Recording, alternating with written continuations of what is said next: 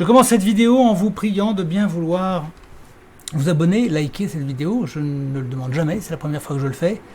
Et j'aimerais vous demander aussi de faire un don, puisque jusqu'à nouvel ordre, je suis interdit de travailler normalement par le juge qui m'empêche d'exercer mon travail naturel. Donc je vous demande des dons qui me permettraient de poursuivre jusqu'à ce que je puisse retrouver une situation normale. Donc si vous le pouvez, vous avez un lien ci-dessous, sous la vidéo, qui se trouve juste en dessous là. Et vous pourrez ainsi me faire parvenir des dons à concurrence de 5, 10, 20 euros par semaine ou par mois. Un petit versement hebdomadaire m'arrangerait. Comme je sais que vous ne serez pas très nombreux, vous pouvez davantage évidemment. Donc merci de bien vouloir y penser. Alors, voici la question qu'on me pose aujourd'hui. Mais qu'est-ce qui va se passer dans les jours, dans les mois, dans les années qui viennent là en France? Alors, il me semble que j'y ai déjà pas mal répondu à cette question. Il y a des choses dont nous sommes absolument sûrs et puis d'autres choses qui sont de l'ordre de la prospective, l'hypothèse. Alors, pour ce qui est des choses tout à fait certaines, c'est que nous avons une conjonction, comme je l'ai déjà dit, de difficultés sans précédent dans l'histoire du continent européen, qui a traversé jadis beaucoup de troubles, des guerres, mais cette fois-ci c'est beaucoup plus sérieux, puisque c'est la nature même de l'identité européenne, sa raison d'être, sa survivance en tant qu'espèce humaine, en tant que civilisation, en tant qu'économie, ensemble d'économies, tout ça c'est en voie de disparition brutale. Ce qui est tout à fait certain, c'est l'effondrement des économies, des monnaies, l'euro et le dollar. Ça c'est tout à fait certain, puisque chaque jour qui passe en ce moment, ce sont des dizaines de milliards de dollars qui s'évaporent dans les différentes bourses. Les marchés sont en train de s'effondrer, la monnaie aussi. On n'a plus le recours de créer de la monnaie, la planche à billets ça ne marche plus, puisqu'il y a déjà de l'inflation, et donc les sociétés sont coincées. Bon. Donc effondrement économique, vous imaginez ce que ça peut entraîner. Ça va amener beaucoup de désespérance dans la société, beaucoup d'oisiveté, beaucoup de violence. Une incapacité de l'État à faire face à ces dérapages. Tandis que d'un autre côté, pour empêcher cet effondrement et surtout pour empêcher la perte de son pouvoir, l'ensemble occidental va tenter un coup de poker, et sans doute plusieurs, c'est ce qu'il a fait jusqu'ici, à commencer probablement par une nouvelle pandémie, c'est-à-dire l'organisation d'une campagne d'empoisonnement de la population avec virus et vaccins à la clé, et probablement aussi une tentative de forcer les gens à la vaccination. Auquel cas il faudra vraiment répondre physiquement cette fois, il faudra se défendre puisque c'est le droit, c'est la loi, c'est le droit universellement reconnu. Les autorités n'ont pas le droit de vous forcer à une vaccination pour un vaccin qui n'a pas été au moins testé pendant 10 ans dans des conditions qui sont bien spécifiées. Donc la résistance physique sera tout à fait autorisée. Et dans la mesure où vous aurez 20, 30, 40 000 personnes qui résisteront physiquement, les policiers et les gendarmes ne pourront plus agir. Quand ils auront accumulé, ne serait-ce déjà que 1000 ou 2000 incidents graves avec les gens, c'est-à-dire les gens qui se défendent physiquement, là ça deviendra un vrai problème parce qu'ils n'ont pas les places de prison.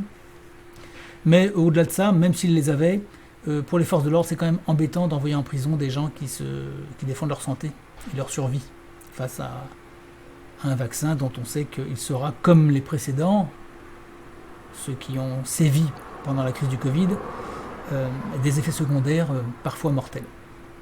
Donc ce sera quand même très compliqué pour les militaires, que sont les gendarmes et les policiers, d'aller au-delà de 5, 10 000 cas peut-être maximum de violence physique. Il faut tenir une personne physiquement et puis un médecin qui pique, le médecin aussi est impliqué, donc combien de médecins vont accepter de faire ça? On en trouvera quelques dizaines, je ne pense pas qu'on en trouve des milliers, je pense pas. En tout cas, ce sera le moment de réagir physiquement et ne pas se laisser faire. Cette fois-ci, les gens ont compris, je pense, beaucoup de gens en tout cas, une masse critique de gens ont compris, donc il y aura une opposition physique, je le pense, je pense sincèrement qu'il y a une opposition physique. Et là, à ce moment-là, l'État perdra les États, l'OMS et l'État profond, disons, ratera son coup.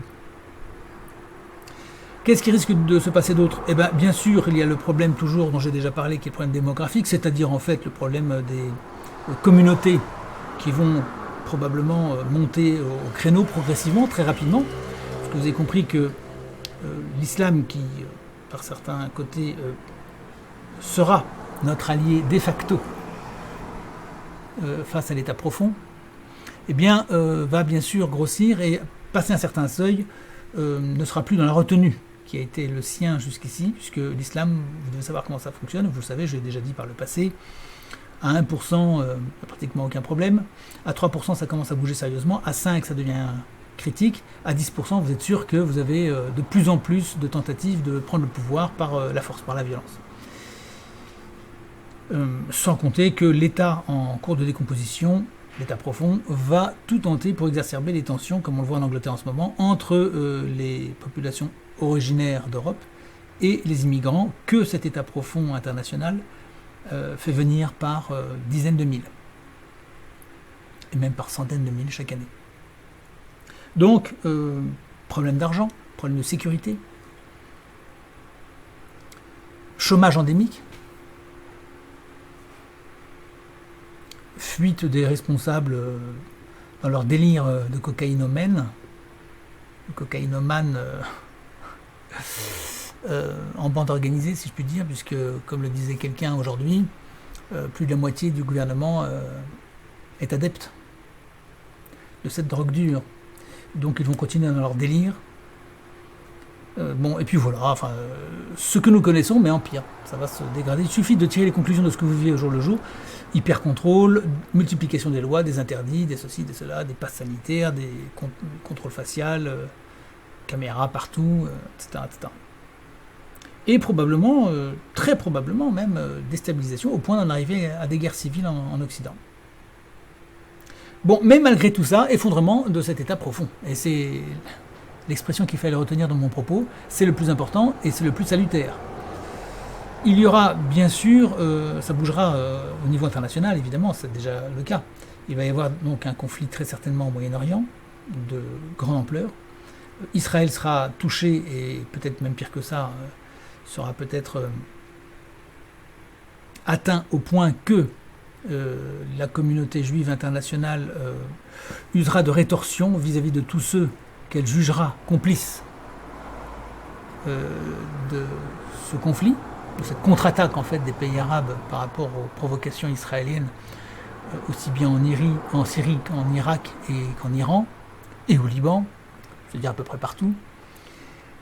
Ces diverses provocations et assassinats vont finir par amener une rétorsion, et là, Israël, qui ne peut pas supporter d'avoir tort et de perdre, risque de faire monter encore la pression jusqu'au point d'être dans une situation de casus belli complet, sans le secours probablement des Américains qui, eux, vont, je l'ai déjà dit, mais ils ne vont pas accepter, je pense, ils vont pas, de toute façon ils ne pourront pas ouvrir un second front, puisqu'il y a déjà cette guerre en Ukraine qui mobilise tous leurs efforts.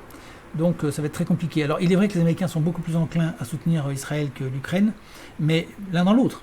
S'ils décident de transporter tous leurs efforts sur Israël, ce qui n'est pas le cas pour l'instant, c'est l'Ukraine qu'ils abandonnent, et s'ils abandonnent l'Ukraine, eh bien c'est un problème non seulement pour les États-Unis, mais c'est un problème aussi pour Israël, puisque, on le sait, l'Ukraine et Israël, ce sont deux pays intimement liés par des intérêts concordants, par des origines d'un certain nombre de personnes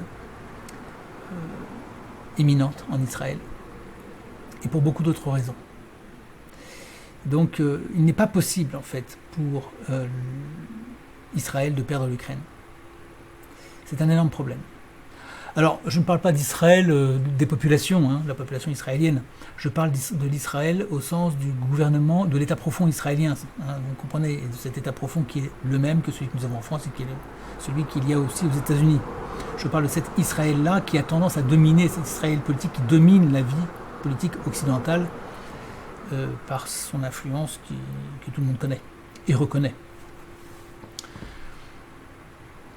Donc problème avec Israël, problème avec l'Ukraine, donc instabilité internationale, et puis certainement d'autres conflits qui risquent de se produire, puisque, encore une fois, les États profonds ne vont pas perdre le terrain comme ça, ils vont, je pense, tenter de mettre le feu un peu partout, pour essayer de garder les choses en main, pour sauver le navire qui coule. Et dans ces cas-là, on fait beaucoup de bêtises et on tente le tout pour le tout. Dieu sait que les États-Unis ont tenté beaucoup de coups comme ça, abominables, depuis 30 ans. Ça va crescendo. Il faut s'attendre à quelque chose d'assez épouvantable. Et quand je dis États-Unis, encore une fois, vous m'avez compris, ça a le visage des autorités américaines, du docteur Fauci, etc. Mais derrière, c'est toujours cet état profond. Les oligarques, la véritable bande des quatre qui domine en fait l'Occident, cet ensemble de milliardaires qui détiennent à eux seuls la majorité des ressources mondiales. Bon voilà, donc il y aura un effondrement et c'est là que dans ce chaos prévisible, nous aurons l'opportunité, nous, de restaurer l'État français. On commencera par ça. Peut-être que d'autres feront des efforts comparables ailleurs, c'est souhaitable. Mais nous nous occuperons de notre travail de restaurer l'État français. Nous espérons qu'il y aura des exemples dans le monde entier, surtout en Occident, parce que c'est en Occident qu'on en a besoin. Et nous profiterons des circonstances pour faire ce que nous avons à faire. C'est notre responsabilité, avec tous ceux qui voudront bien se joindre à nous pour cela. Voilà pour cette question, qui est un survol tout à fait grossier, j'en suis bien conscient, mais je ne vais pas vous faire une vidéo de 5 heures sur ce sujet. C'est un sujet sur lequel vous pouvez suivre l'actualité et pressentir à l'avance les événements. Donc regardez, je l'ai déjà indiqué, mais regardez La Nouvelle Donne, regardez l'éveil 2022, regardez des sites comme ça. Vous avez Prozorov aussi pour les nouvelles sur le front de l'Est, là, qui est bien, qui est très complet. Vous avez Xavier Moreau qui vous donne aussi des nouvelles chaque semaine de ce qui se passe en Ukraine, avec toutes sortes d'informations, et pas seulement militaires. La partie la plus intéressante, à mon avis, c'est la partie économique et politique. Tous ces éléments et d'autres encore vous donnent des informations sur l'état de déliquescence, la progression de l'effondrement. Et puis, regardez bien, il y a des opportunités qui se créent, qui se dessinent déjà, et sur lesquelles je compterai. Nous ne laisserons pas passer de belles occasions comme certains l'ont fait les années précédentes. On a laissé passer des occasions qui étaient formidables. Eh bien, ça nous servira de leçon et nous ne laisserons pas passer d'autres occasions aussi opportunes. Question suivante. Quel type de gouvernance vous verriez en place les rois, le royalisme, tout ça? Alors, j'ai déjà répondu à cette question, donc je n'y reviens pas. Cette question, vous trouvez ma proposition dans les 2 ouvrages que j'ai écrits. Le premier, c'est Penser à coucher de la prison d'Occident, où j'esquisse la question, et de manière plus complète, je le fais dans L'inévitable résurrection des peuples, livre à paraître dans les mois prochains. Je pense qu'il va sortir pile poil au bon moment. J'en ai déjà parlé par le passé, j'ai parlé de cette fusion des 3 régimes traditionnels qui me paraît la seule solution, après y avoir beaucoup réfléchi, après avoir regardé tout ce qui pouvait avoir été écrit sur le sujet à peu près, enfin en tout cas les éléments les plus importants, depuis la haute antiquité jusqu'à nos jours. Donc j'ai donné mon point de vue et je pense que c'est ce qu'il faut faire, et j'encourage les gens à méditer cette proposition que je fais, parce que, en fait, si vous voulez, si j'en suis le promoteur, si je songe à cette fusion des 3 régimes, ces 3 régimes, je ne les ai pas inventés. Et s'ils sont venus, l'aristocratie, la monarchie et la démocratie, s'ils sont venus à l'esprit des hommes, s'ils se sont imposés au fur et à mesure du temps sans avoir tout à fait satisfait l'humanité, c'est qu'ils portaient chacun une part de la solution. Donc c'est la réunion des 3 qui va fonctionner. Une fois qu'on aura mis ce principe, ce n'est plus que de la mise en place, ce sont des discussions avec tous ceux qui réfléchissent à la question. Mais pour l'essentiel, si on admet ce principe, je pense que le plus gros sera fait. Après, nous irons voir de très bons techniciens, des très bons constitutionnalistes, des très bons juristes, et nous réfléchirons à la question de savoir quelle mise en forme nous donnons. Moi, j'esquisse quelque chose dans ce fameux livre L'inévitable résurrection des peuples. Dans ce livre, je donne ma façon de voir les choses, qui me semble la plus ajustée, la plus conforme à ce que les anciens auraient attendu. Si vous voulez, moi je crois que ma proposition, c'est ce qui ferait dire à tous ceux qui ont vécu sur cette planète et qui ont connu cette interrogation, ça leur ferait dire certainement, eh ben voilà, c'est la solution à laquelle nous n'avions pas pensé, mais effectivement, C'est ça qu'il faut. Cette fusion des trois régimes antiques. Alors comme je l'ai dit, j'en ajoute un quatrième. Alors je peux vous le dire dès maintenant, le quatrième que j'ajoute, c'est l'anarchie, au sens originel du mot. Non pas le désordre, parce que l'anarchie, ça n'est pas le désordre. L'anarchie, c'est l'absence de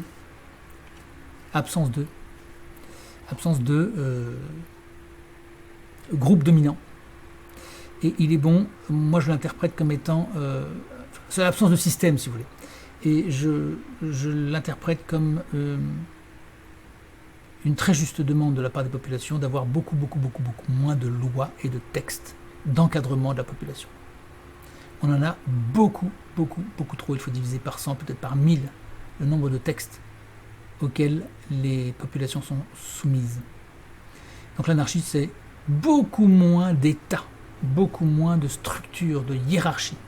Des hiérarchies plus justes, plus naturelles, plus efficaces, plus sobres. Des textes également.